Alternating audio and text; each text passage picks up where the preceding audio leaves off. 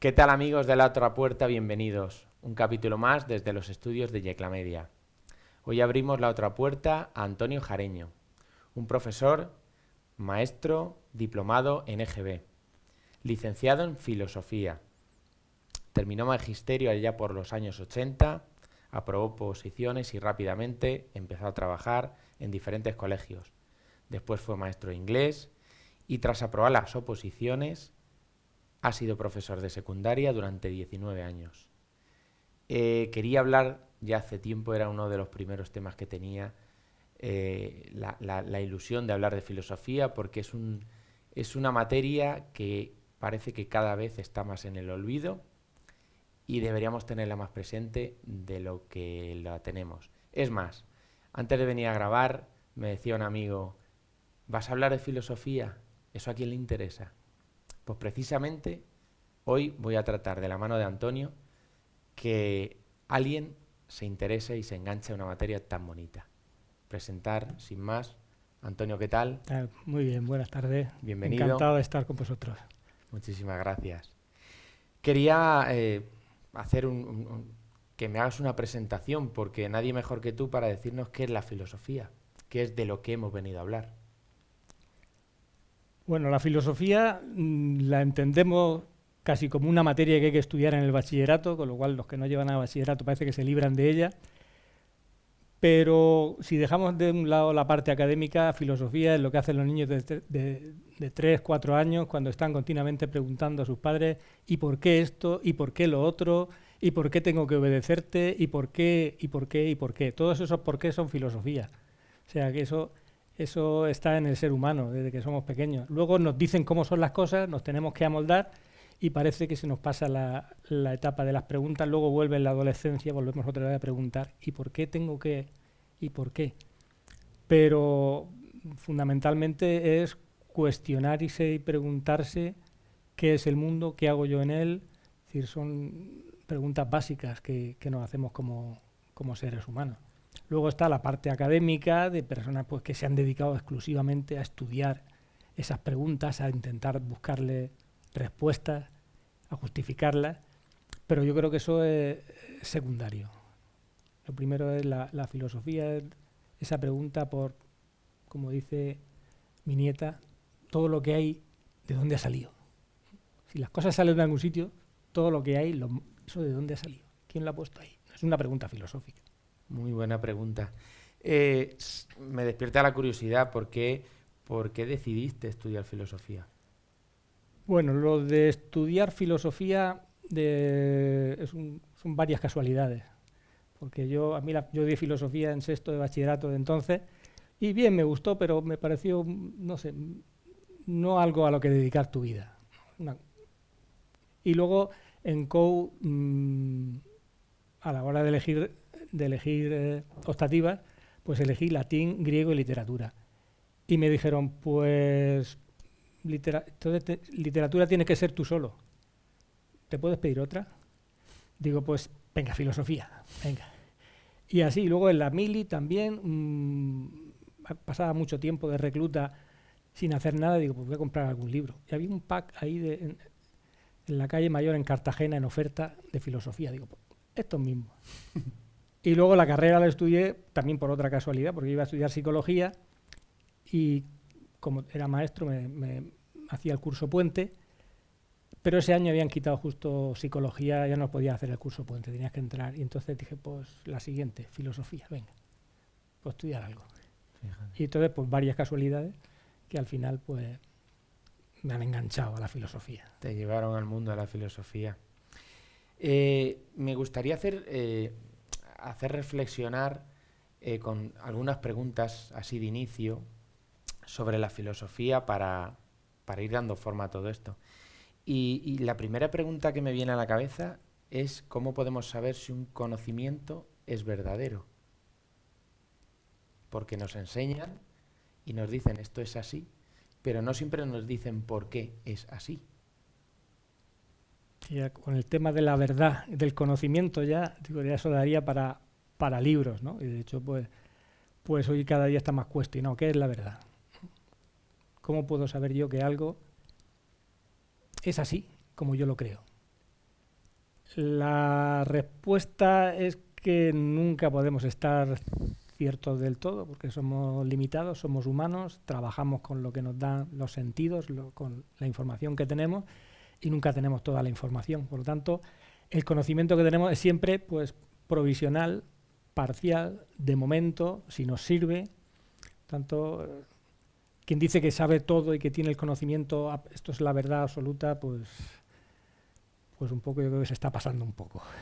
Yo creo que ahí también habría que tener muy en cuenta la objetividad, porque no todo el mundo percibe, ya no solo visualmente, sino su ojo crítico no lo percibe de la misma manera, con lo cual no lo analiza de la misma manera. ¿En qué modo la objetividad también puede condicionar una verdad? Hombre, eso está claro, es lo primero que les digo a mis alumnos. Lo primero que les digo es, filosofía es, tú ves el mundo, pero lo que tú ves, lo que tú tienes es una experiencia del mundo. La experiencia del mundo no es el mundo. ¿Y cómo puedes comparar tu experiencia, tu modo de ver, tu visión con la realidad? Tendrías que compararla, pero tú solamente tienes tu experiencia.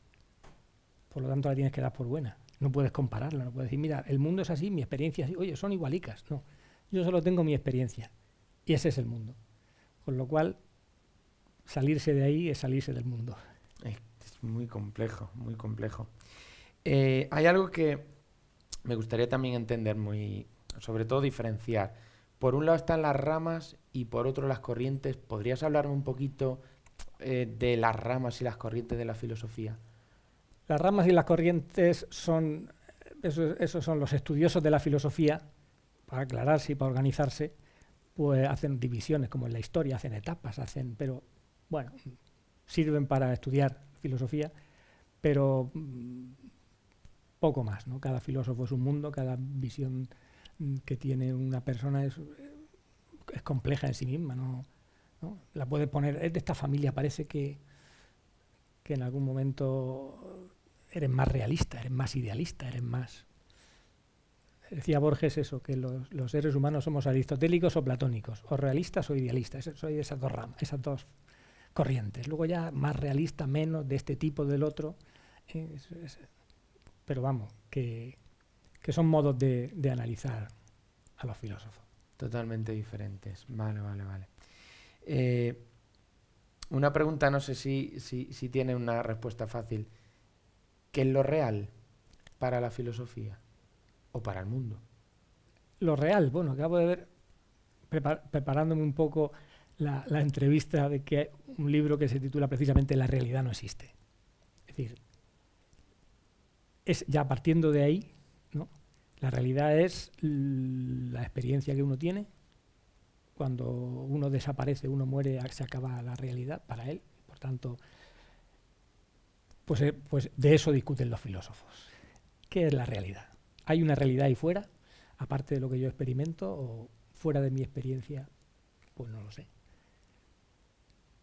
Al final, tengo la sensación de que la filosofía es un mundo por descubrir continuamente. Quiero decir que han habido muchos filósofos, de hecho los seguirán habiendo, contemporáneos. Creo que siempre se puede rebatir ciertas cosas. Sí, bueno, eso era lo que decía Kant. Los filósofos han estado dándole vueltas siempre a lo mismo, ¿no? Y muchos pues piensan pues, que eso, filosofar es comerse el coco, darle vueltas a cosas, a preguntas que no tienen respuesta, por el simple hecho de parece que están aburridos y dicen, bueno, voy a ver qué es la realidad. Bueno, tú veas la realidad, pero tienes que levantarte mañana a trabajar y eso es real. Pero bueno, es que no podemos escaparnos de esas preguntas. Son las preguntas importantes. Es decir, ¿qué hago yo aquí? ¿Quién soy? ¿Tiene algún sentido que yo haya nacido? ¿Soy azar? Es decir, hay todas esas preguntas que son las importantes, pero claro, en el día a día pues tenemos que funcionar con lo que nos han dicho. Tú tienes que estudiar, tienes que trabajar, tienes que comer, tienes que... Y filosofar es pararse un poco, ¿y esto por qué? ¿Y por qué tengo que hacer esto? ¿Y por qué esto está mal y esto está bien? Es decir, esas preguntas que digo, que nos hacíamos cuando teníamos 3 años y que hemos dejado de hacerlas porque la vida nos ha llevado por otros caminos. Yo suelo decir, cuando uno se acerca a la jubilación, tiene menos presión para poder decir lo que piensa. ¿Por qué? Porque, como algún jubilado me ha dicho, yo ahora ya puedo hablar, que ya no me van a decir por qué has dicho esto, porque me gustaría, si es positivo como si no, que lo que realmente piensa sobre la docencia hoy día, o incluso casi, vamos, yo recuerdo cuando era niño y el, el esquema era el mismo. Esto es lo que tienes que estudiar, tienes que estudiarlo así. No te dicen no me preguntes por qué, pero realmente no hay una puerta abierta, vamos a analizar. Está todo muy encasillado y muy programado. La filosofía creo que no estará muy de acuerdo con eso. A ver, yo personalmente creo que ahora mismo hay una crisis de la educación que es filosófica. Es decir, ¿qué es educar? ¿Para qué educamos? ¿Para qué metemos a los críos unos cuantos años allí en una especie de cárceles diseñadas en el siglo XIX para educar a niños y adolescentes del siglo XXI que viven en un mundo virtual que ya no es el de las cuatro paredes y la pizarra? ¿Qué hacemos? ¿Para qué hacemos eso? ¿Qué queremos conseguir con ellos? ¿No? Entonces, en un periodo de crisis no sabemos. Nosotros estamos enseñándoles unas cosas y ellos sus preocupaciones van por otro lado. Entonces, pues es complicado. Al final, quizá genera un poco de frustración en ese alumno, porque realmente no acompaña su día a día con lo que realmente le están formando.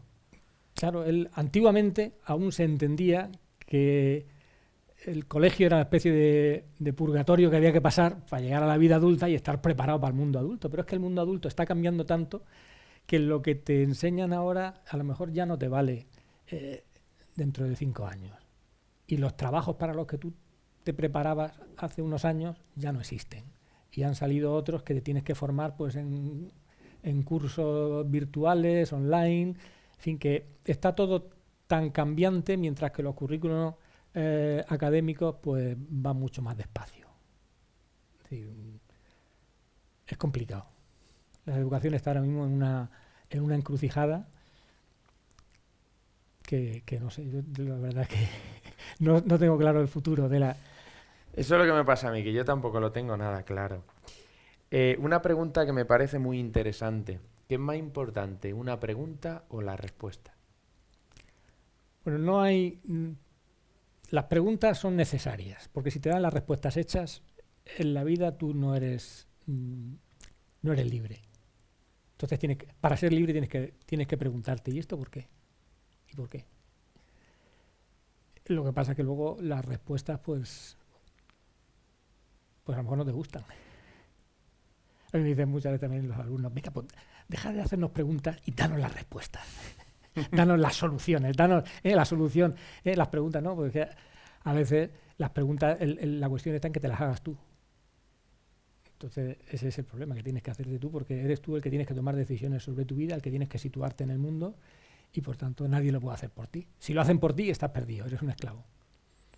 Sí, hace poco me decía una psicóloga, dice, cuando hables con tus hijas, déjales que te rebatan tus órdenes, que tú le digas, tienes que hacer esto, y si te dice no, pregúntale por qué no.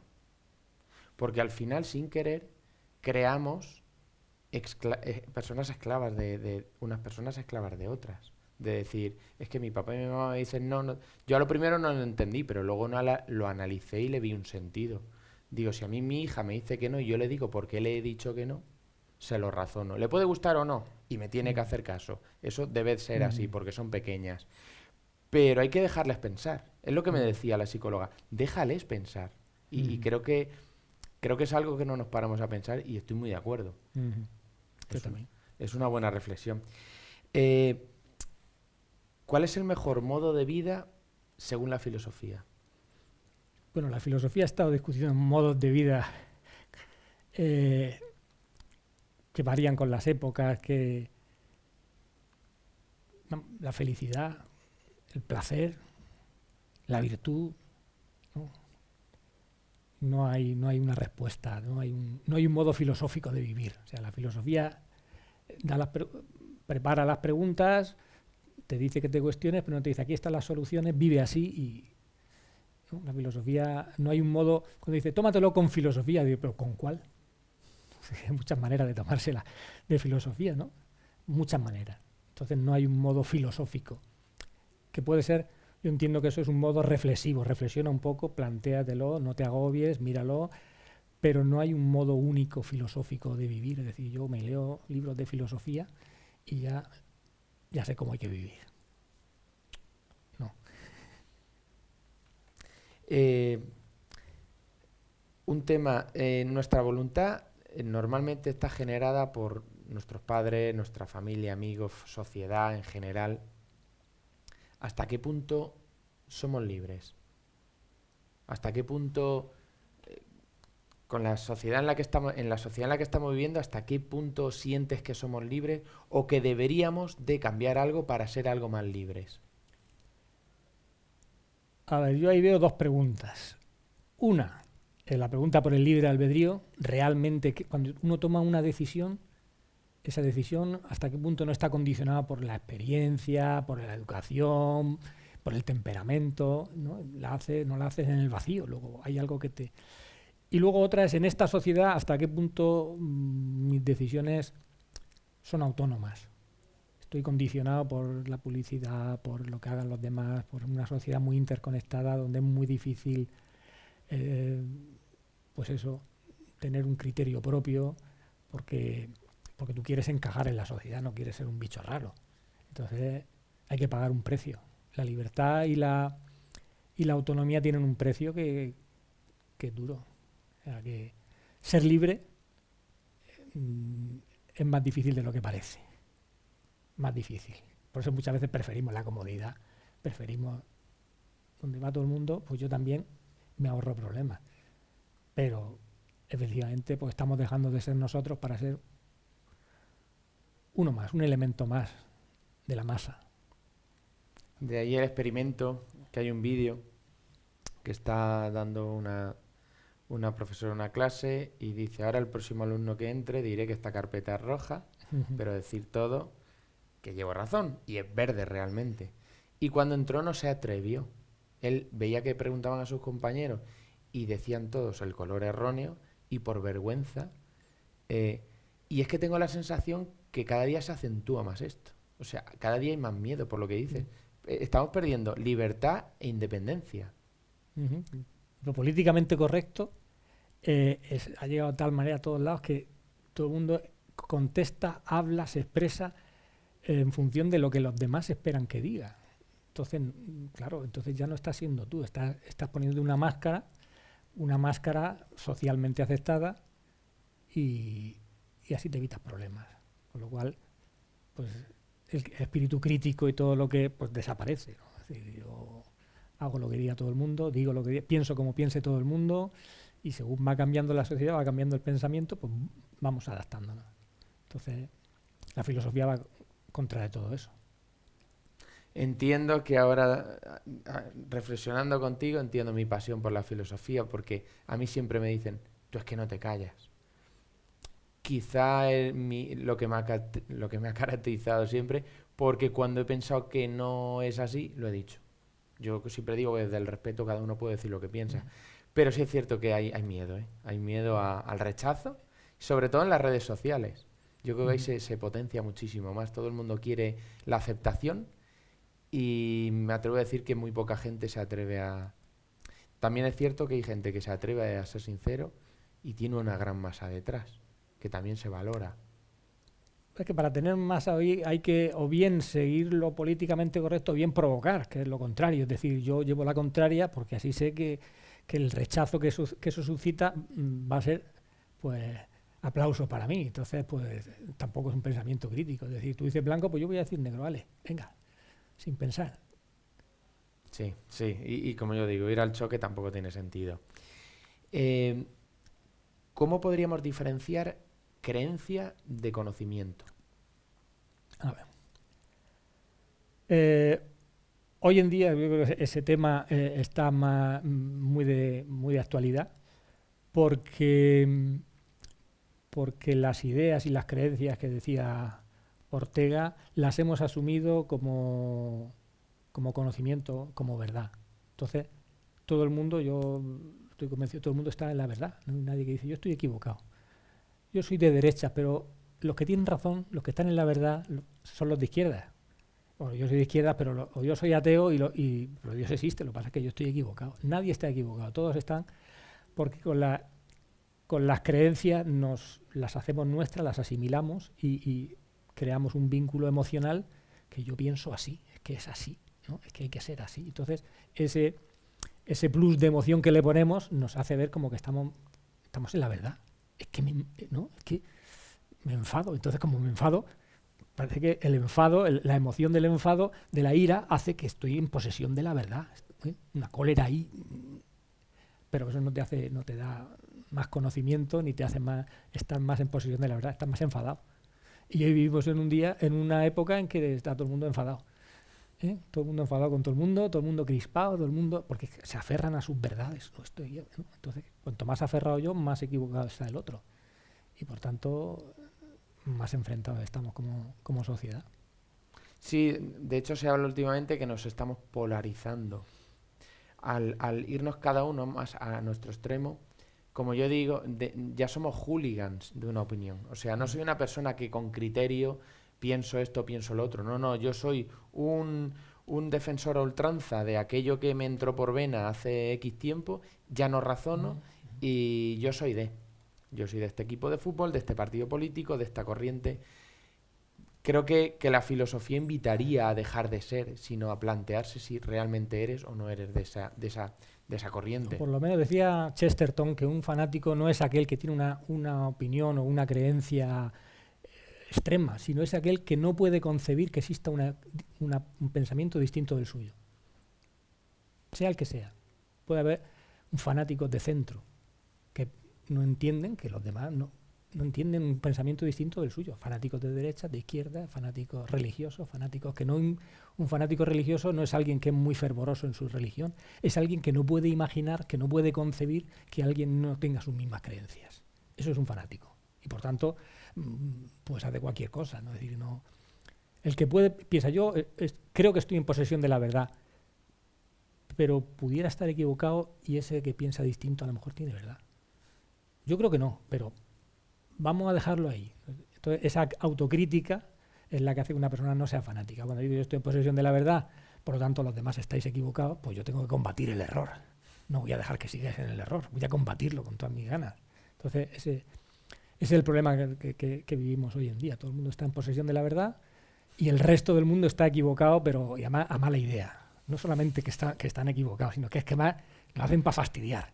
Sí.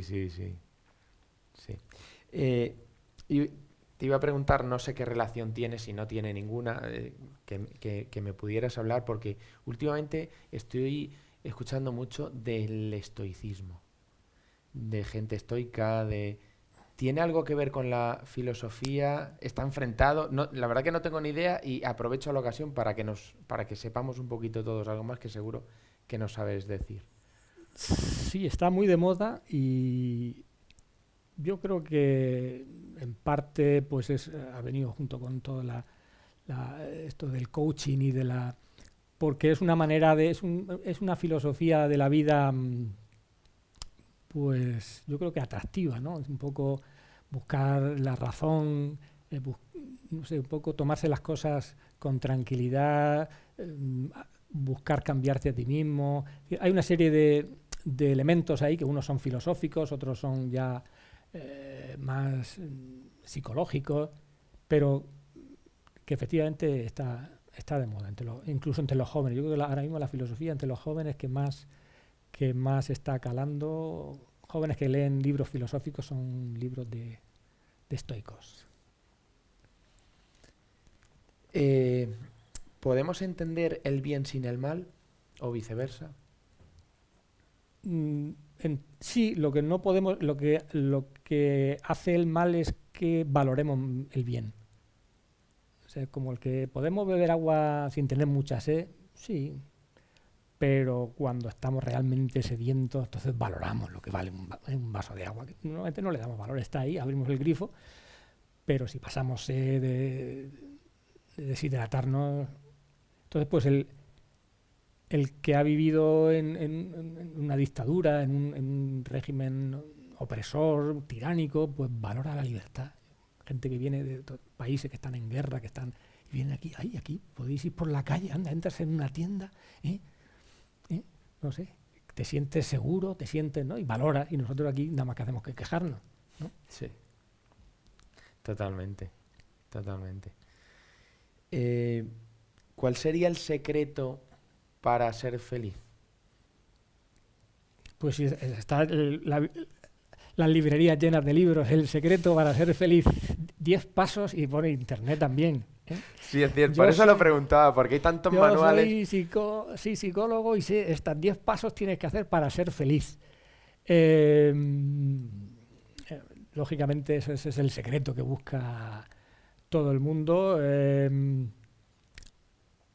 A ver, hay quien dice, Freud decía que no, eso no es posible, la felicidad no es posible. Venimos con unos traumas, con unos sufrimientos. Es decir, de hecho, la cultura, el hecho de que seamos civilizados, significa que hemos tenido que sacrificar parte de nuestra felicidad originaria, pues, para poder convivir, ¿no? Es decir, hay que sacrificar nuestros apetitos. Eros y tánatos tienen que quedarse ordenados. Hay que obedecer las normas. Entonces todo eso nos quita felicidad. A nosotros nos apetecería muchas cosas, la mayor parte de las cuales son crimen, ilegales, pecado, y por tanto la cultura lo que hace es reprimirlas para que alcancemos una mínima felicidad común, para que podamos convivir, porque si no sería imposible la felicidad. Hay otros que dicen, no, el ser humano, la felicidad es un estado mental y por tanto vamos a investigar qué es lo que produce ese estado mental. Y pues sí, hay recetas para llegar a esto. Meditar, no sé, tener... Aristóteles decía que pues teniendo buenos amigos, que no te sobrara ni te faltara el dinero, una buena biblioteca, pues ya está, ¿qué más puedes pedir, no? No sé, también varía de cultura a cultura. Hay culturas que se conforman, que son felices con muy poco, y hay culturas que tienen todo y aún quieren más y queremos más y siempre estamos insatisfechos, nunca somos felices, siempre nos falta tiempo, nos falta dinero, nos falta cariño, nos falta de todo. Entonces es complicado establecer, haces esto y serás feliz. ¿O no? ¿O no? Claro, es que ahora estamos inmersos, yo veo mi generación, que está entre la juventud y la edad adulta, digámoslo así, y veo que estamos, o sea, metidos en una ruleta, constantemente como el ratón, y siempre nos falta tiempo para todo, nunca llegamos a nada. Nos buscamos, si tenemos un rato libre, buscamos una ocupación, y si no, nos ponemos con el móvil a dopamina. Claro, nos quejamos de que no tenemos tiempo libre, pero es que tampoco lo deseamos. ¿Y hasta qué punto merece la pena aburrirse? O sea, es que el ser humano ya no quiere aburrirse. Que cuando te aburres salen ideas geniales, probablemente, aunque sea una chorrada. Pero yo he hecho cursos de formación, de coaching, de empresa y demás, y en ocasiones lo dicen. El empresario que va en la bola, si un día se sale, lo digo en sentido figurado, a la puerta de la empresa, se sienta, mira y analiza, probablemente encuentre soluciones que no encontraría en el día a día. Mi pregunta es esa, ¿por qué no buscamos ese hueco? A ver, yo personalmente creo que el futuro, porque me dicen muchos alumnos hablando del trabajo, que claro, si la inteligencia artificial, claro, el problema del ser humano es ese, que necesita una tarea. Aburrirse es no tener una tarea. Y entonces, si todo lo van a hacer las máquinas, si todo lo van a hacer los ordenadores, ¿qué vamos a hacer nosotros? Dicen, pues no, dice, pues divertirte. Digo, sí, pero divertirme es irme del trabajo, irme del esfuerzo y salirme. Pero si no tengo trabajo, ¿de dónde me voy a divertir? ¿De dónde me voy a escapar? ¿De dónde me voy a relajar? ¿No? Entonces, yo creo que es un problema que, por lo menos en las sociedades occidentales, lo vamos a ir teniendo pues cada vez más. Gente que se queda sin una tarea vital, porque ya la hacen las máquinas o porque Pues porque ya no... los parados no es un problema también económico, que necesitan un sustento, pero si se implantara pues es un sueldo universal, porque las máquinas lo permitieran, ellas producen, nosotros disfrutamos del beneficio pero ¿qué hacemos? ¿A qué dedicamos nuestra vida? Ese es un problema existencial que yo creo que se va a ir planteando. ¿A qué dedico mi vida? ¿A ver series en la tele todo el día? Sí, porque incluso el que le gusta el deporte no vas a estar todo el día haciendo deporte. Claro. O sea, está clarísimo, porque ese tema lo debato a veces y dicen, no, yo haría deporte ya, pero no puedes estar siempre haciendo deporte, ni viajando siempre. O sea, al final hay que tener un propósito en la vida. Y aparte, a mí mucha gente pues, me lo comenta, ¿no? Decir, ahora cuando te jubiles, pues vas a poder hacer... Pero claro, la jubilación de alguna manera viene después de una vida de trabajo en el cual tú te reconoces a ti mismo, yo en mi caso como profesor. Entonces, profesor jubilado, pero sería profesor. Pero claro, cuando no has hecho nada en tu vida, cuando te miras al espejo, ¿qué ves? Yo miro al espejo y veo un profesor, ya mayor, pero profesor. Pero una persona que no ha tenido una tarea en su vida, no sé, ¿qué es? Yo lo veo desde el vacío, la verdad que lo veo desde el vacío. Una duda filosófica, ¿el ser humano es bueno por naturaleza y la sociedad lo corrompe? ¿O no tiene nada que ver? Lo hemos medio hablado hace un momento, pero me gustaría ir a la pregunta en concreta. También otra pregunta que tiene sobre la que hay mucho que hablar. Es decir, ¿somos buenos que nos corrompe la sociedad, como decía Rousseau, o llevamos el mal en nuestro intrínseco? Bueno, yo creo que las dos cosas, ¿no? Que como todo animal que lucha por la supervivencia, por un lado es verdad que han sobrevivido los más aptos, pero también es verdad que en nuestro caso lo hemos hecho cooperando. Entonces tenemos una parte cooperativa que no podemos vivir solos, no podemos vivir sin ayuda. Entonces necesitamos ayudarnos, necesitamos cooperar, Pero por otro lado somos egoístas, buscamos ser los primeros, quedarnos con el pastel. Pero no, es decir, no hay una visión única. Es decir, el ser humano es malo o es bueno. El ser humano tiene tendencias que pueden ser positivas, pueden ser negativas. Hay un equilibrio ahí entre el egoísmo y la comunidad que a veces se rompe, pero que ahí estamos, todavía seguimos ahí en este planeta. ¿Cuál es el sentido de la vida entonces, filosóficamente hablando? Si hablamos filosóficamente, cualquier sentido de la filosofía, cualquier respuesta a esa pregunta sería válida. Desde un sentido trascendente, estamos aquí porque hay un Dios o una voluntad que ha querido que existamos. Estamos aquí, el sentido tienes que buscártelo tú, en una ocupación, en una pasión, en una tarea, búscate tú el sentido. Otros, pues no hay ningún sentido. Los existencialistas dicen, ¿qué sentido hay? Yo estoy aquí, me han tirado, nadie me ha preguntado si yo quería existir, nadie me ha consultado, yo estoy aquí en la vida y aquí pues soy responsable de lo que pase con mi vida. Pero no tiene ningún sentido estar, ¿no? Aguantar mientras llega la muerte. Entonces, filosóficamente no hay una argumentación que diga, no, esto es mejor. No, es una pregunta que no venimos con manual de instrucciones cuando nacemos. Ahí estamos, venga, han nacido. Venga, apáñatelas. ¿Y qué hago yo aquí? ¿Y qué hago? ¿A qué me dedico? ¿Y qué seré? ¿Y cómo vivo? No hay un manual. En los libros de filosofía no hay un manual. No cuentan con ello. Ya. ¿Hay una relación positiva entre filosofía y ciencia? Siempre, sí. Claro. La ciencia se sale de la filosofía cuando se sale.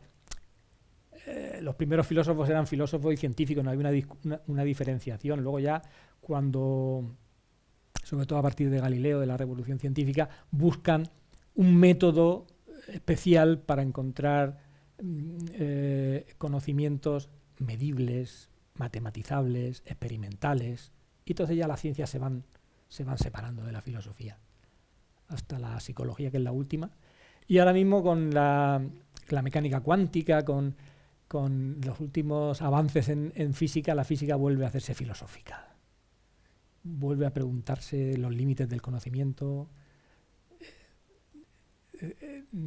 Entramos otra vez en un terreno. ¿Qué había antes del Big Bang? ¿Por qué pasó el Big Bang? Hay una teoría del Big Bang, pero ¿y el Big Bang? ¿De dónde salió eso? ¿Cómo se produce eso? Es decir, vuelve otra vez a la filosofía. No se puede separar filosofía y ciencia así, como si fueran dos cosas radicalmente distintas.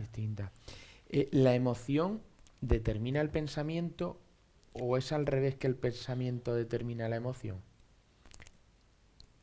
Yo creo, hablo siempre a título personal, yo creo que las dos cosas. Es decir, nosotros sentimos emociones porque recibimos noticias. Una noticia, me da una noticia triste, pues me entristezco, aunque no... o me dan una noticia que me enfada, ¿no? Entonces el conocimiento produce en mí la emoción. Pero la emoción, en muchos casos, también distorsiona el conocimiento. Cuando uno está deprimido, el mundo es un asco. Cuando uno tiene una depresión, está triste, el mundo es un asco, las cosas. Cuando uno está enfadado, la gente es insoportable. Cuando uno está alegre, todo es una maravilla. El sol está, qué bien que llueva, qué bien que haga sol. Entonces, también la emoción pues colorea un poco nuestros conocimientos, nuestro modo de ver el mundo.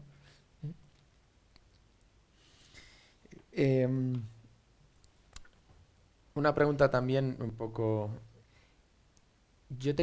Esto es una opinión personal y me gustaría debatirla.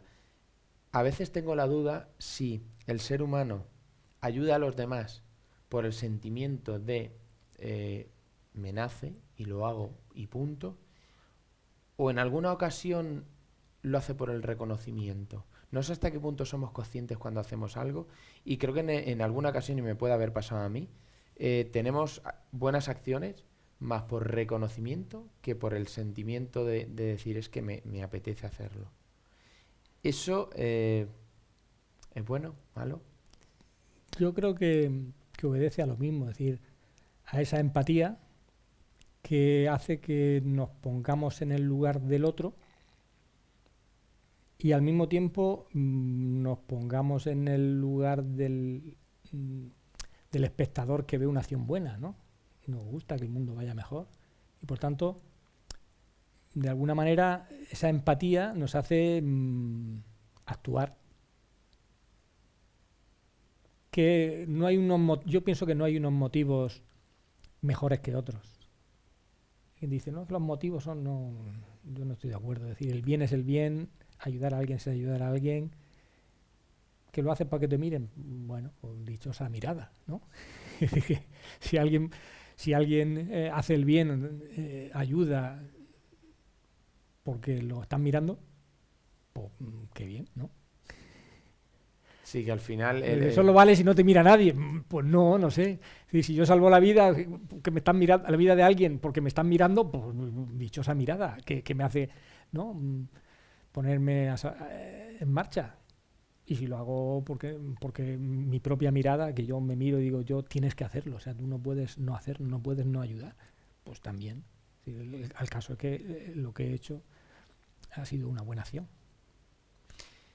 Entrando en el mundo de la docencia, mi primera duda sería, ¿cómo era la filosofía cuando empezaste y cómo es la filosofía hoy día? ¿Ha cambiado mucho? A ver, a la hora de... la enseñanza, claro. De la enseñanza, porque la filosofía sigue siendo la misma, la forma de enseñar. Sí. La forma de enseñar, vamos a ver, ha cambiado poco.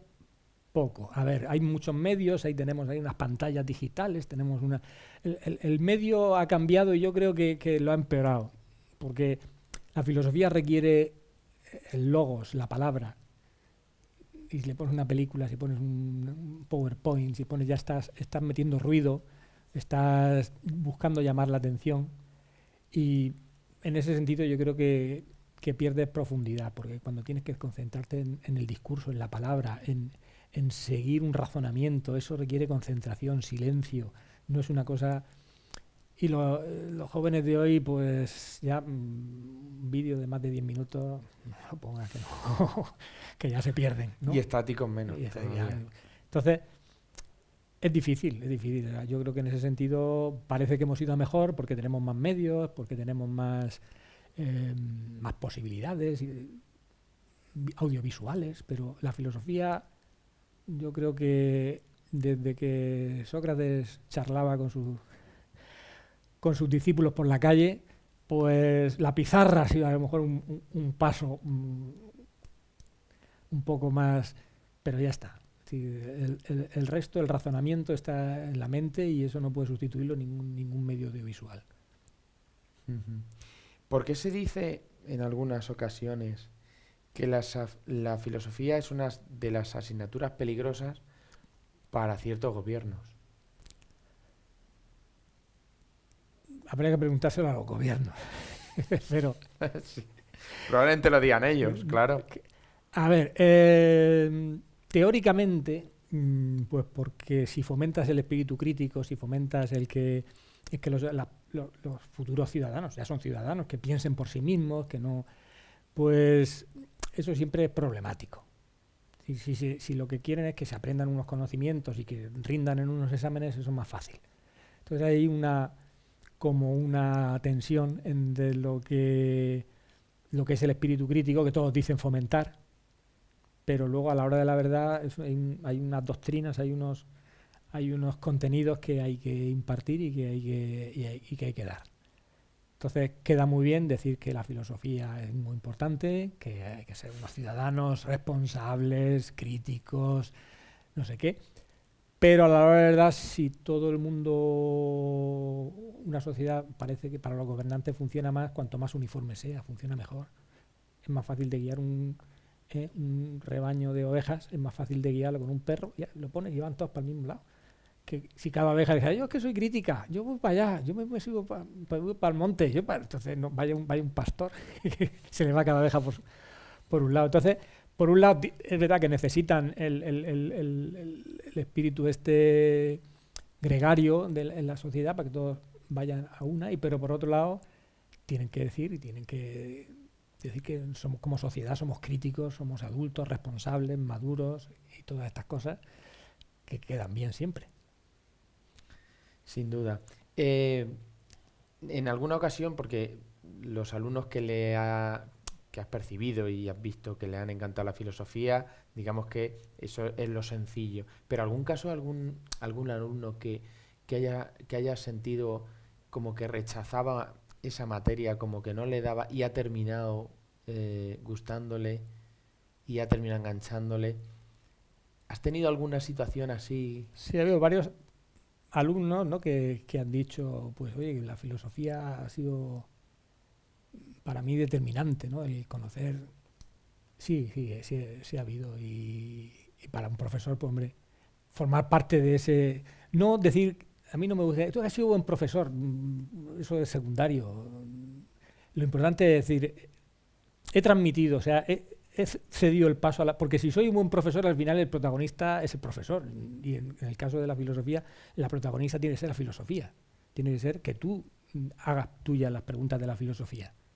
Ese es el y eso sí ha habido alumnos.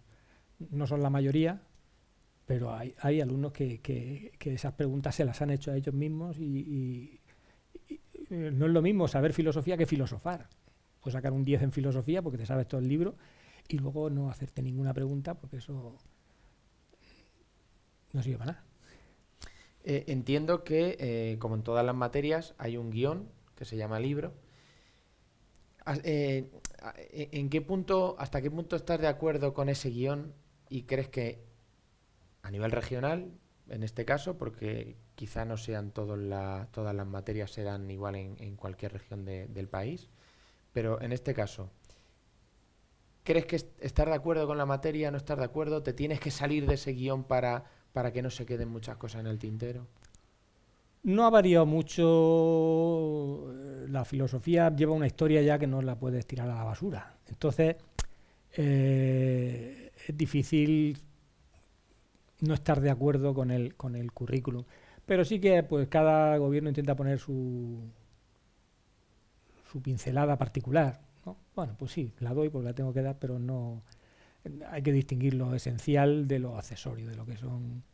Hace poco en el currículum de la región de Murcia, pues quien elaboró el currículum parece que tenía mucho gusto por los samuráis y por la filosofía japonesa y yo ahí, vale, bueno, lo doy, que está, pero que es el profesor el que tiene que ver un poco el interés que tiene la materia para los alumnos. Es decir,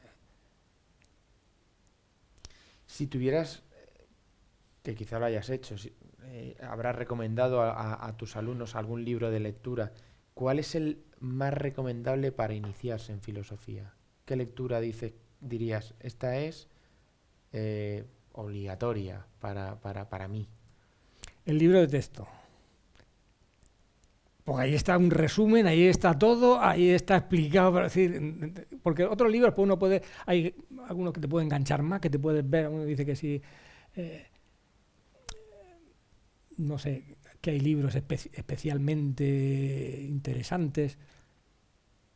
El libro de texto, seguir los libros de texto suelen ser una buena guía hacia la filosofía, con tranquilidad, una lectura sin el agobio de tener que rendir luego en un examen.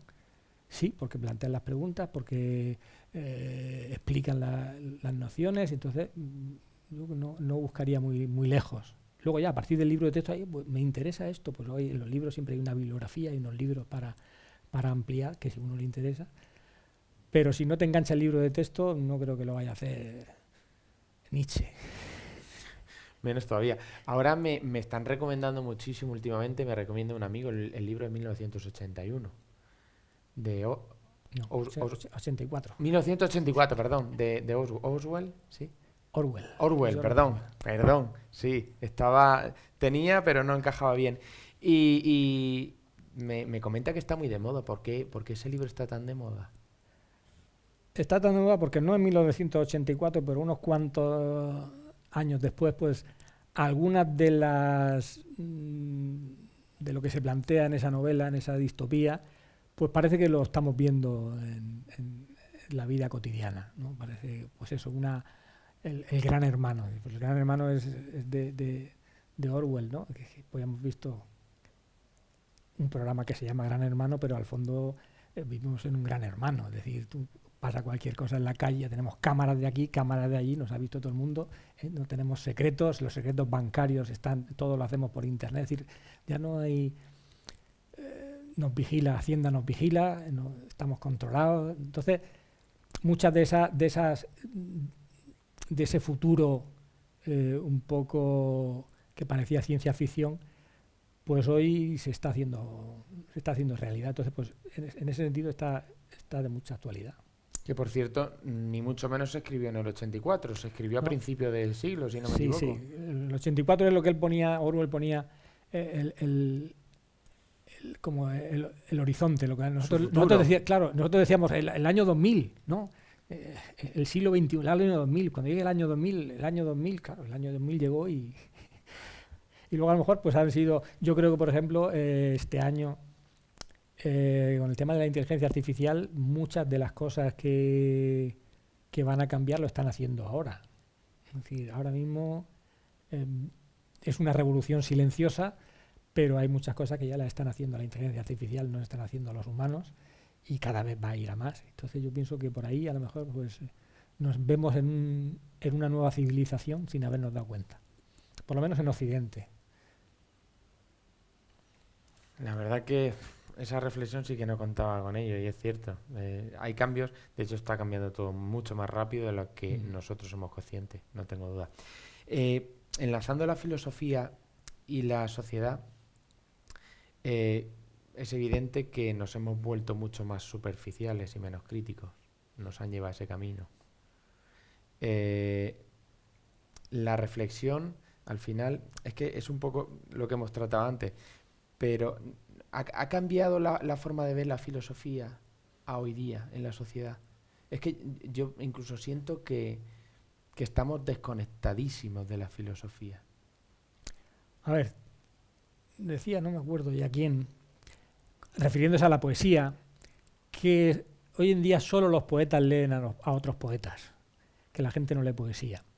Pues yo creo que en filosofía ni siquiera los filósofos leen a otros filósofos, porque tienen otras cosas más importantes que hacer, salvo que uno sea un estudioso y se dedique a estudiar para sacar un libro sobre determinados filósofos. Pero no es la lectura de cabecera. Cuando un filósofo está dando clases o está y llega a su casa, pues se pone la tele, como todo el mundo. Los filósofos son también humanos y también les apetece descansar y darse una vuelta y no se ponen a estudiar, a leer filosofía por pasatiempo, ¿no? Entonces, pues queremos creer que la filosofía es más importante o tiene un papel más importante del que tiene, ¿no? Y de vez en cuando pues sale algún filósofo, algún bestseller entre comillas, ¿no? Pero lógicamente son reflexiones muy de TikTok, ¿no? De frases llamativas que llamen la atención, que te provoquen un poco, ¿no? Entonces la filosofía en ese sentido es verdad que es provocadora, pero a veces puede caer en lo fácil, ¿no? Tú pones un libro, lo titulas La realidad no existe. Pues es de filosofía, pero esto es interesante, ¿no? Es decir, la ha provocado, me ha dicho que no existe. Hombre, espérate a ver. Pero el libro pues, está interesante, pero las tesis son muy sencillas, no es realmente un libro de filosofía al uso, ¿no? Pero sí es una reflexión sobre la realidad, sobre el mundo en el que vivimos, sobre las apariencias, el mundo virtual. Si vivimos en un mundo virtual, lo virtual es lo real. Buena pregunta. Pues sí. Entonces, la realidad no existe. La realidad, si la formamos nosotros en la mente, la realidad está en nuestra mente. Cada uno tenemos la nuestra propia. Luego, fuera, ¿qué hay? Fuera de nuestra mente. Claro, las redes sociales, ¿crees que merman el pensamiento crítico? Las redes sociales son la droga del siglo XXI. Eso es droga pura, eso es... Pero claro, haciendo uso de nuestra libertad, pues nos enganchamos a lo que sea. Hay gente que se engancha al tabaco y quien se engancha a las redes, ¿no? Sin querer, ¿no? Tú coges ahí un momento, te pones ahí 2 minutos, estás 2 minutos mientras llega no sé qué, y cuando 2 minutos, pasado 2 horas y media aquí viendo tonterías, que al final no... Eso es malo, o sea, eso no puede ser bueno. Lógicamente, una distracción continua que no puede centrar la atención, que en el instituto lo padecemos, ¿no? Alumnos que no pueden mantener la atención, no están acostumbrados a centrar una atención en una cosa, enfocar la atención. ¿Por qué? Pues porque una cosa, otra, suena, un WhatsApp, no sé qué, y no te centras. Entonces, de cara a estudiar, a ordenar tu mente, conceptos, conocimientos, razonamientos, es muy difícil. Tu mente está dando vueltas. Si tuvieras que a cualquier persona, tenga la edad que tenga, que esté escuchando el podcast y digas, ya, pero ¿por qué me tiene que interesar a mí la filosofía? Que aún después de lo que estemos hablando se siga preguntando eso, ¿qué le dirías? No le diría nada, es decir, a mí me preguntan, ¿pero la filosofía para qué sirve? Digo, para nada. ¿Por qué te tiene que interesar no sé, el fútbol? Pues no lo sé, pues tú verás. Es decir, ¿sirve el fútbol para algo? Pues le puedes buscar alguna utilidad, pero al fondo es una actividad humana que no tiene un sentido fuera de ella. Es decir, no filosofamos para algo.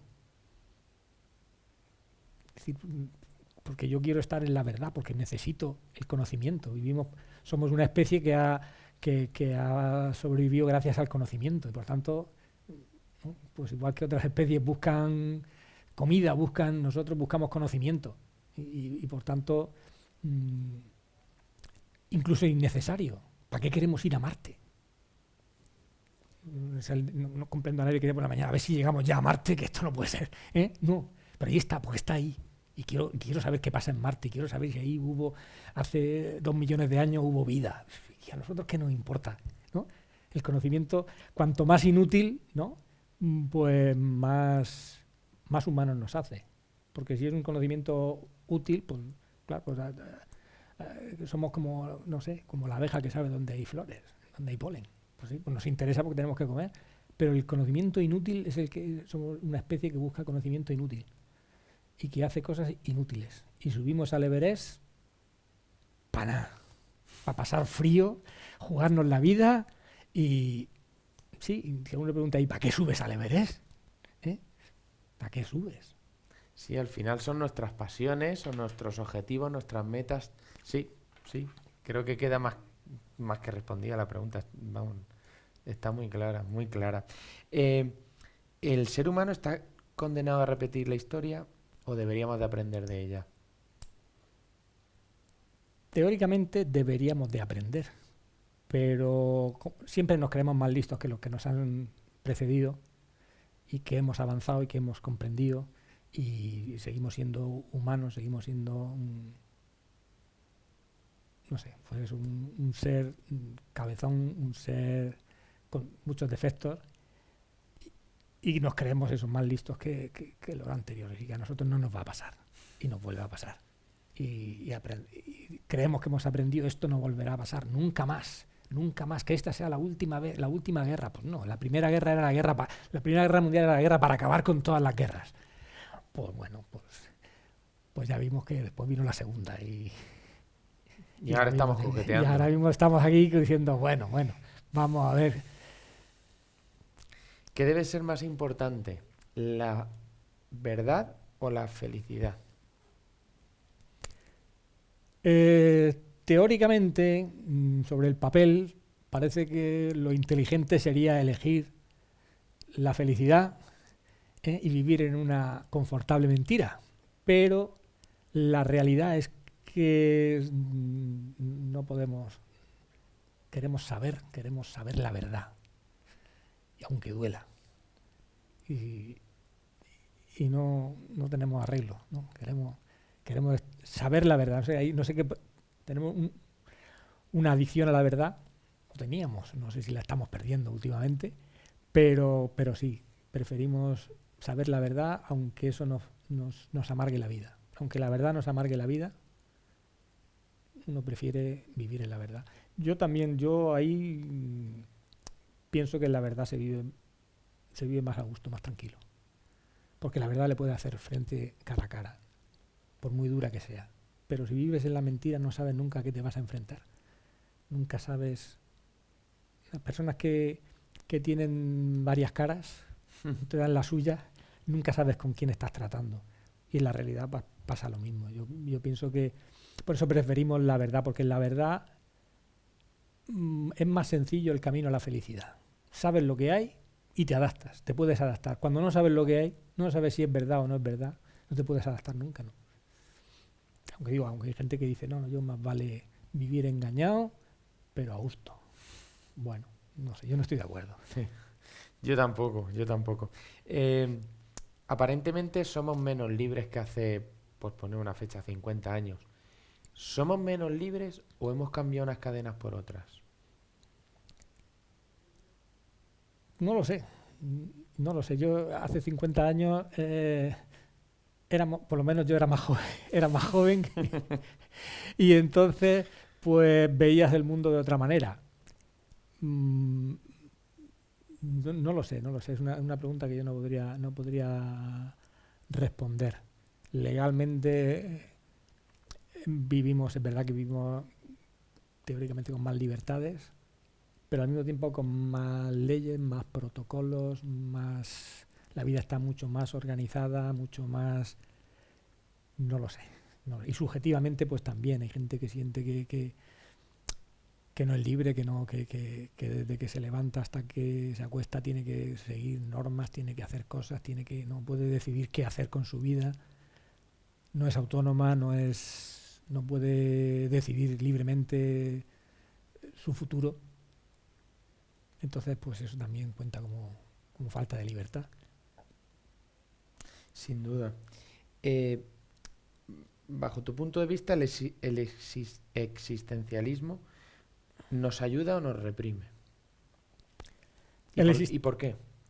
El existencialismo como corriente filosófica Eh, yo creo que tuvo su época. En su época por eso, pues porque la humanidad había vivido pues las guerras mundiales, había vivido pues como que la ilustración, la razón prometía mucho, prometíamos llegar a un mundo mejor, un mundo razonable, racional, y lo que habíamos hecho es construir la bomba atómica y los campos de concentración. Y entonces ese pensamiento es pesimista, es decir, no hay nada, la razón no nos salva de nada. Incluso la razón puede ser una condena. Por lo tanto, ¿dónde encuentro yo sentido? Pues me lo tengo que buscar. Tú estás aquí. Nadie te ha dado, no le has pedido nadie te ha pedido permiso para existir. Apáñatelas como puedas. Tú verás. Entonces, pues eso, ahí en ese sentido, no sé. Sí. Es complejo. Para una persona que vive con ansiedad o con depresión, ¿la filosofía ayuda o quizá te la agudiza? Yo diría que las dos cosas a la vez. Me explico. La filosofía, en cuanto que te pide ver la realidad desde fuera, ¿no? Ver un poco, salirte un poco de tu propia interioridad y ver cosas un poco desde fuera, criticarlas, pues te ayuda a relativizar, ¿eh? El mundo no se acaba, tú no eres el centro del universo, ¿no? Tranquilo, no pasa nada, ¿no?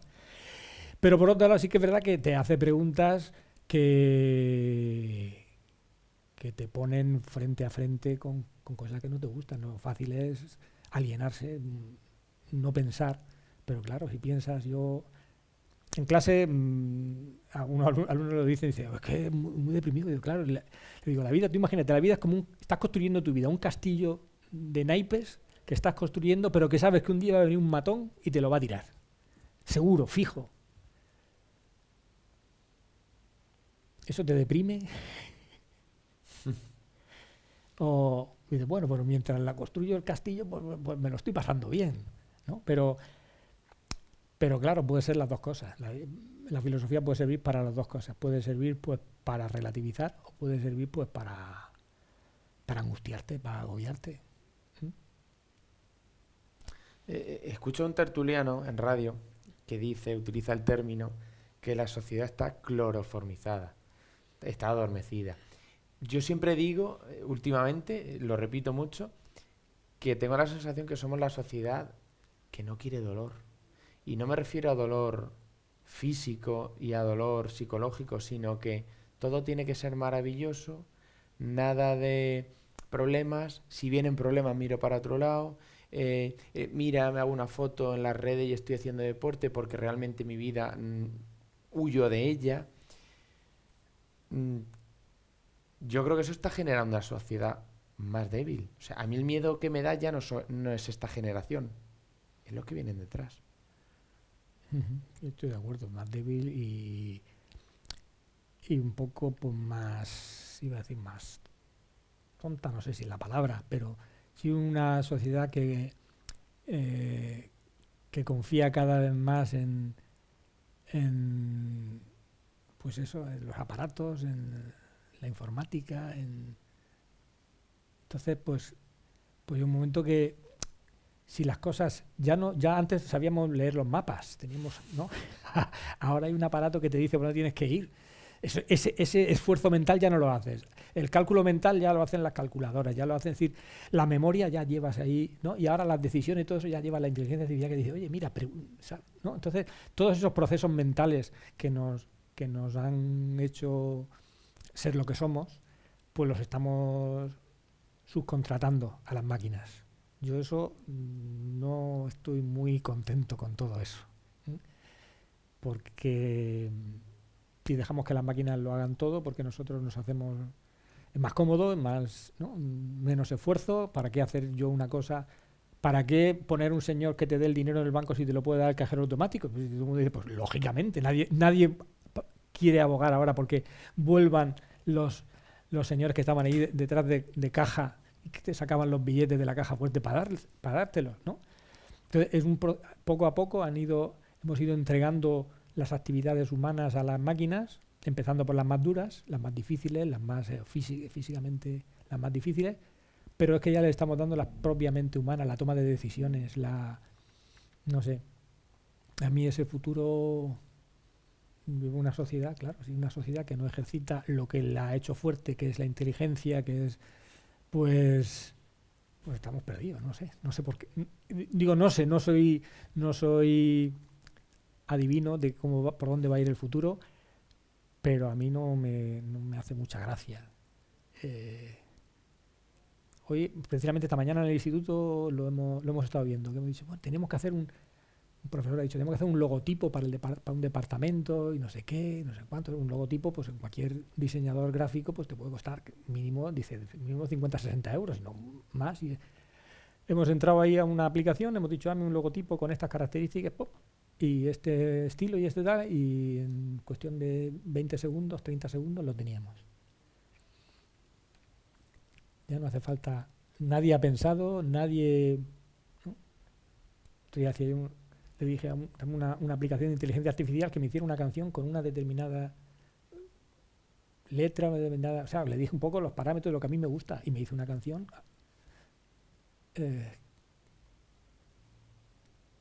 Ya no necesitamos compositores, arreglistas, es decir, ese mundo no solamente porque lo hagan las máquinas, y digo que cuando hemos dejado que una cosa la hagan las máquinas hemos dicho, menos mal que la hagan las máquinas, qué liberación, ya que no, pero claro, estamos dejando ya cosas que nos han hecho a nosotros ser lo que somos, y entonces nuestro lugar en el mundo, ¿cuál va a ser?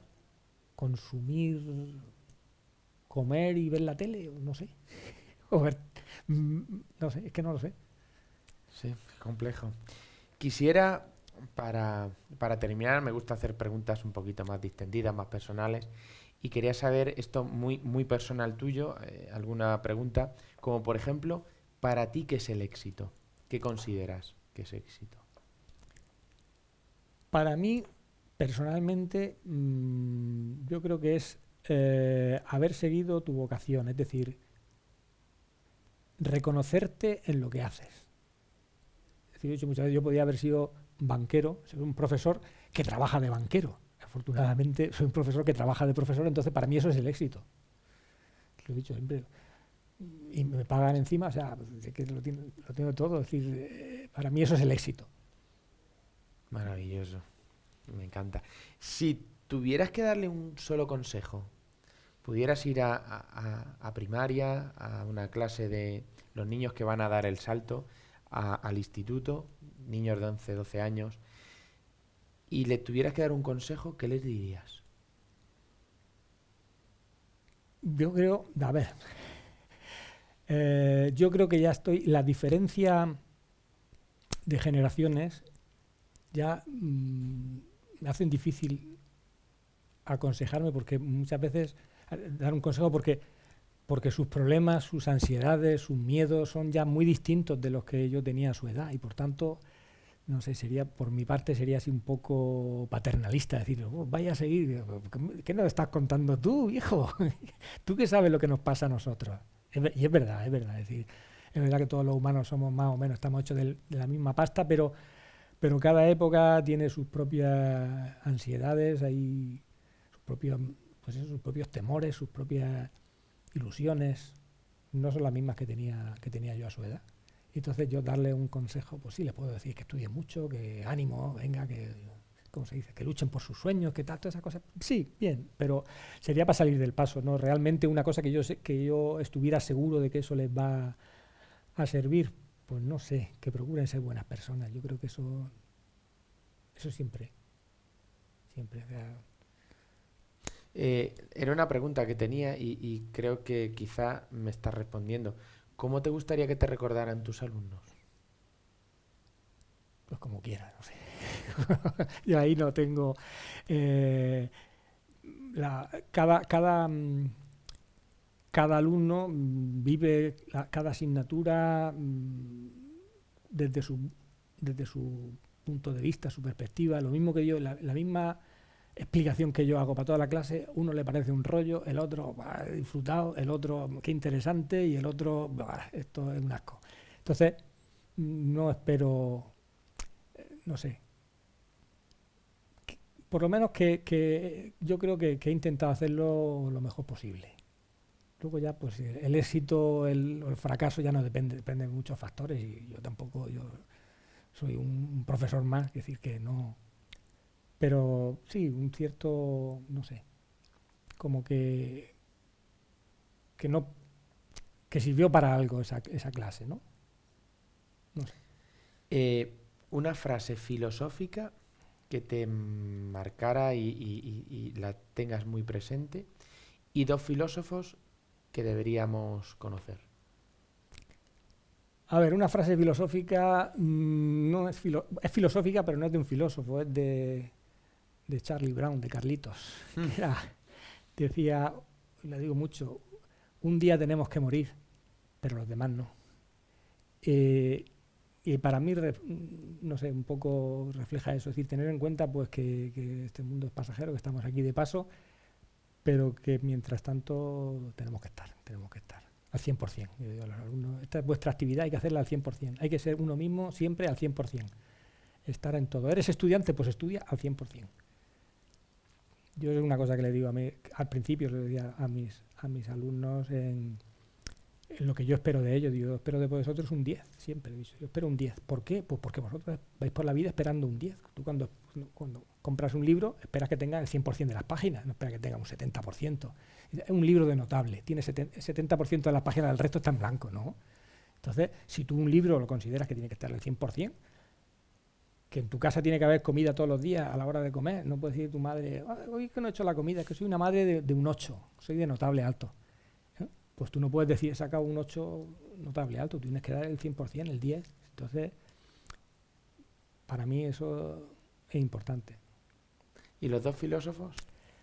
Y los dos filósofos, ¿O uno? No tengo No tiene por qué. no tengo filósofos de cabecera, como dicen. No, yo soy más de historia de la filosofía, de coger globalmente, ¿no? Hay un filósofo, un teólogo sobre el que estuve a punto de hacer la tesis doctoral, que era Dietrich Bonhoeffer, que es muy interesante porque murió a manos de Hitler poco antes de que liberaran el campo donde él estaba encerrado. Y para mí es un poco, digamos, lo más parecido a un filósofo de cabecera. Pero vamos, tampoco es una cosa que yo no voy por ahí repartiendo libros de Bonhoeffer. Pero sí, a mí me interesa porque tiene mucha... No sé, me siento muy en sintonía con él. ¿Qué persona pública, sea deportista, presentador, sientes que es más filósofo y no es un filósofo como tal? Hay personas que dicen, pues yo escucho a esta persona y la verdad que me hace reflexionar. A ver, yo creo que la filosofía, donde más filosofía veo últimamente son los monologuistas, los cómicos que tienen una mirada graciosa, pero crítica sobre el mundo, y he visto cosas muy... lo más parecido, digo, a filosofía de la calle en los monologuistas, normalmente porque tienen una mirada crítica, se ríen, ¿no? Porque las cosas te puedes reír todavía. Entonces, pues te pueden hacer pensar, oye, es verdad, ¿no? Y a través de un chiste, pues yo es donde más he encontrado... Tengo también mis monologuistas preferidos, pero sí, yo creo que es ahí donde lo encontraría. De hecho, ahora que comentas, hay un monólogo.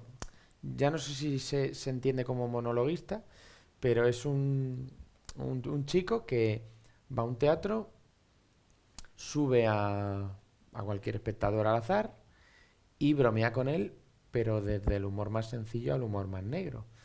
Y dice cosas que fuera de ese teatro serían ofensivas, poco menos que querrían encarcelarlo. Y allí todo el mundo se ríe. Qué falsedad. ¿El ser humano? Sí, no, es decir, todavía consideramos que el arte, todavía, no sé si esto seguirá siendo así, pero el arte como es un espacio ahí liberador, ¿no? Tú puedes decir en un teatro, una película, puedes poner cosas, puedes exponer pasiones, crímenes, que es literatura, que es la literatura también, es decir, sí, el arte todavía es un espacio de libertad, de libertad creativa, porque dice, no, es arte, pero ya estamos viendo pues que los límites del arte pues también ¿dónde están? También estamos reflexionando sobre dónde están los límites del arte, dónde empieza la broma y termina la ofensa. ¿Dónde? Es difícil, ¿no? Yo no tengo ahí el criterio justo para decir, no, aquí esto esto es broma, esto se puede admitir, esto ya no, esto está ofendiendo, aquí no puede ser. Es difícil. Yo siempre me inclino por la libertad, pero claro, sí, libertad cuando no se metan contigo, claro. Claro, si estoy con la libertad, tengo que admitir que se metan conmigo, con mis ideas, con mis creencias, ¿no? Aunque no me dé gusto. Entonces, es complicado. Es muy complejo. Hace poco leía que para todo, mi pronunciación igual no es la mejor, para todo hay una frase de Nietzsche. ¿Por qué? Bueno, porque Nietzsche es el santo patrón de la posmodernidad, de la crítica a la filosofía. Nietzsche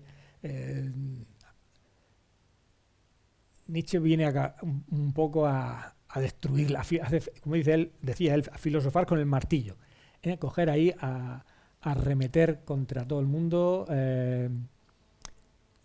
y en el fondo, bueno, él no era filósofo, él era profesor de griego, profesor de ciencias clásicas, pero sí, en cuanto que critica la filosofía, hace filosofía, es decir, hay una antifilosofía, si acaso, pero sí, y Nietzsche no hacía tratados filosóficos, escribía en aforismos, algunos de los cuales pues son muy, ¿no? Pues eso, como dice, cuando habla de que el hombre es una cuerda tendida entre el mono y el superhombre, ¿no? Un mono que quiso ser más que mono, entonces el hombre si quiere seguir siendo humano, tiene que ir al superhombre, a algo más, ¿no? Entonces, pues, ese tipo de frases, ¿no? Pues son más fáciles de asimilar.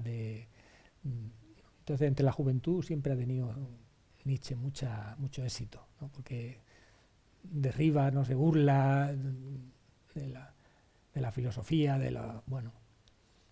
Buscando el equilibrio también un poco. No, ¿con el martillo o directamente? No, directamente, a martillazos y a tortas. No, sí, Nietzsche, por eso es muy entretenido en ese sentido, ¿no? Quiere decir que no busca lo abstracto, no, dice que pues eso, que los filósofos lo han puesto todo al revés. Han puesto el espíritu, la idea, lo abstracto, y la vida, lo que tenemos, el cuerpo, todo eso, ¿dónde está? Eso es lo malo, el cuerpo. Entonces, esa inversión de los valores y de los, ¿no? Pues es muy. Yo una vez me pasó una alumna explicando a Nietzsche, se echó a llorar en la clase. Digo, pues ¿te pasa algo? Y dice, no, es que me ha dejado. ¿Por qué decía eso? Pues porque como que el igualitarismo, la democracia, no sé, eso es de cobardes, eso es de resentidos, ¿no? Buscar la igualdad. Eso es de resentidos. Hay que buscar la excelencia, hay que ir por encima, hay que, ¿no? La voluntad de poder, de ser. No sé si lo digo, por poner un ejemplo que yo también le pongo a los alumnos cuando hablo de Nietzsche. Digo, si Nietzsche estuviera aquí, diría, pues ¿esto qué es? Y estáis muertos todos aquí, ¿no? 20 o 30 zagales de 16, 17 años, en la flor de la vida, sentados aquí de dos en dos, escuchando a un tío calvo hablando de gente que se murió hace 300 años. Vosotros no estáis bien. Y de la planta, yo digo, la planta esa que hay en medio de la carretera, que sale ella sola ahí, ¿no? que la aplastan y sigue saliendo, ¿no? Parece que está más viva, que quiere vivir. Vosotros estáis aquí. A ver, ¿cuándo, no? como que, que algo falla ahí. Sí, sí, sí, sí. Pero bueno, Nietzsche era Nietzsche y al final lo pasamos también por el aro, lo damos también en la... Por bueno. Claro, claro. Y no podemos decir la filosofía es esto y los que critiquen a la filosofía, no. Los que critican a la filosofía están haciendo filosofía. Están haciendo filosofía, pero no tienen que entrar también. Uh-huh. Para terminar, me quiero atrever, espero no arrepentirme, y quiero hacer algo que no he visto todavía. No quiero decir que sea ni el único, ni el primero, ni nada, pero como no lo he visto, me pareció una curiosidad. Y me pregunté que por qué no me podía hacer el invitado una pregunta a mí. Que yo también, ¿por qué no? Si te apetece hacerme una pregunta del tipo que sea. No hay nada preparado, no sé lo que saldrá, pero bueno.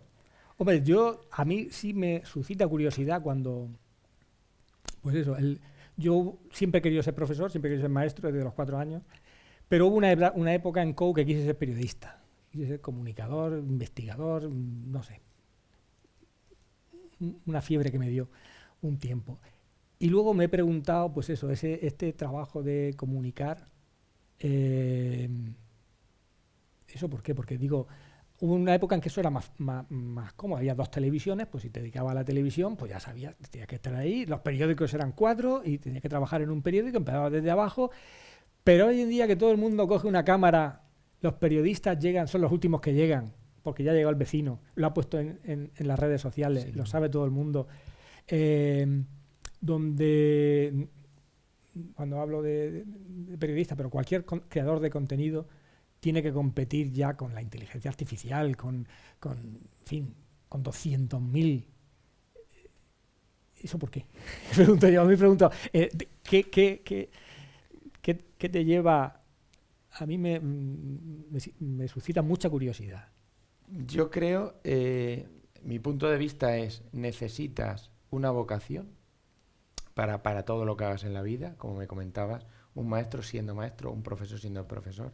Necesitas una vocación y inquietud, porque yo recuerdo desde que era niño siempre he querido escuchar, y quien me conozca dirá, pero si tú no callas, es verdad.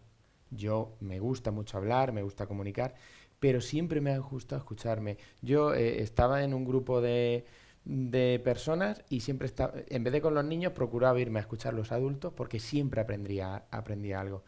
Y creo que un podcast, cualquier entrevista, puede ser más nutritiva y más fácil de digerir que un libro, porque es más cercano y más cómodo.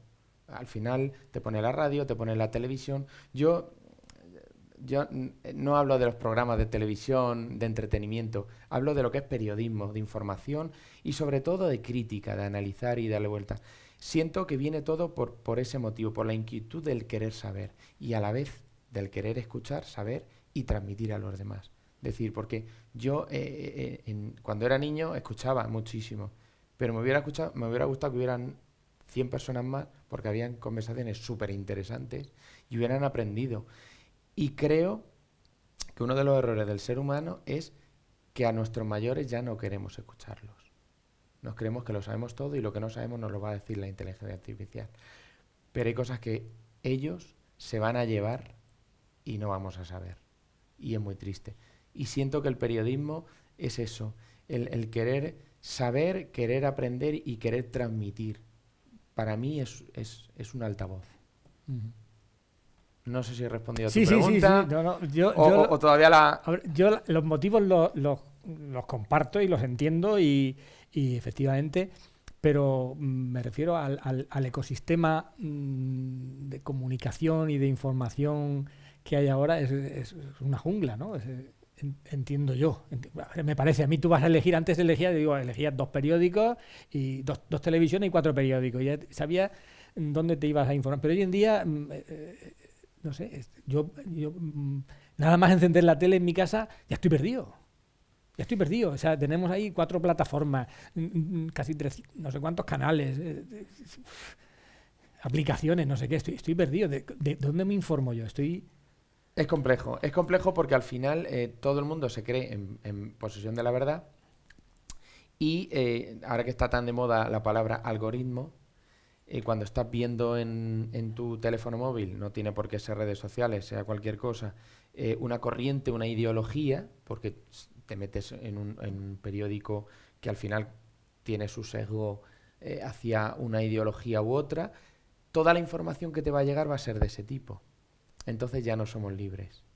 Yo pienso como tú. Ya no sabes dónde está la verdad, dónde está la noticia rigurosa. Es muy complicado. Hoy en día también es muy fácil manipular las imágenes, manipular textos, manipularlo todo.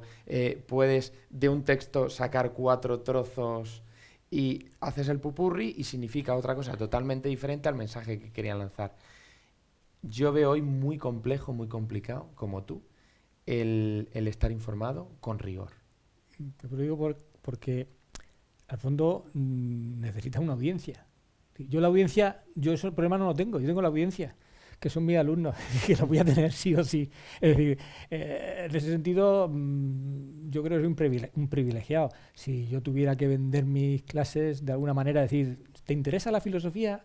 Ven y te voy a enseñar. Entonces, no sé yo si terminaría muriéndome de hambre, pero es verdad que hace falta una audiencia y que la filosofía, tú puedes poner una audiencia, puedes hacer un reality o un no sé qué, cuanto más extraño, más estrambótico, ¿no?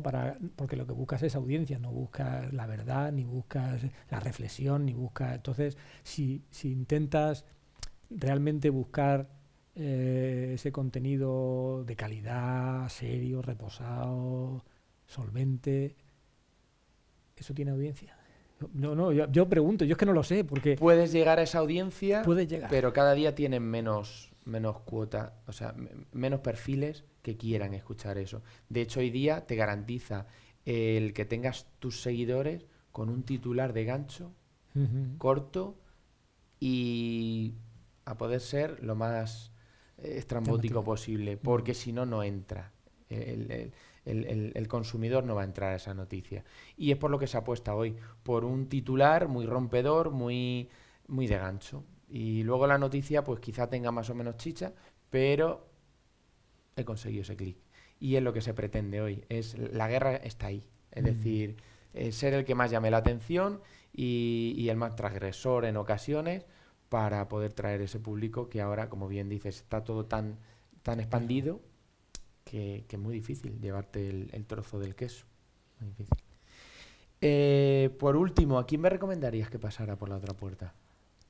A ver, yo he pensado quién pudiera tener, y como tengo más cercano en mi mujer que es psicóloga, trabaja con enfermos mentales y yo creo que es un tema que es interesante. Ella está acostumbrada a dar charlas, a hablar, es decir, a presentar y a divulgar un poco el tema de la salud mental. Pienso que podría, digamos, una persona con la que yo puedo decirle, oye, no me diga a decir, oye, pero tú, ¿para qué me lías? No, pero sí, ella, y se lo comentaba ella, no tenía ningún problema. Y pienso que hay mucho que decir en el tema de salud mental y que es importante, que es un tema serio, que interesa y que hay que estar informado.